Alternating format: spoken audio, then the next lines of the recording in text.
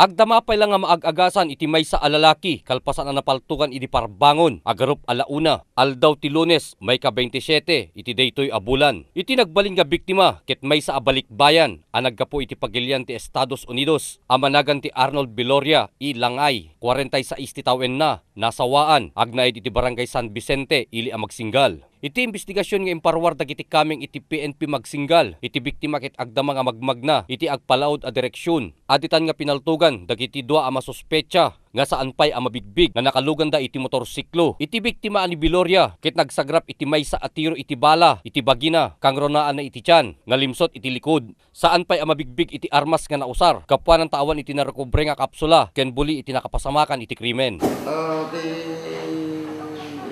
Di napasama, idi agarop alauna, idi rabi ay parbangon. So di panakapaltog ni Arnold Viloria nga agnaid iti barangay San Vicente iti Magsinggal. Ni Viloria ket may kapito nga biktima iti pamaltog iti daytoy a bulan iti ili a Magsinggal ket sigon ken ni Police Chief Inspector Dennis Reveral dua iti naikason maysa ti dandanin a malpasen nga maipila iti kaso. Dati naramid di jay namalpalang na iulit ti kason. Di jay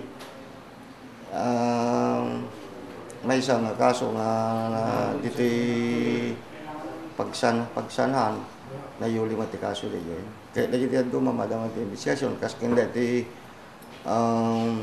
kaso ni Juanito nga naramid dito barangay Bungraw. Madama ti kwata ipagadamat kanang ti nananoy nagundawa isang dumangtid iti palawag na.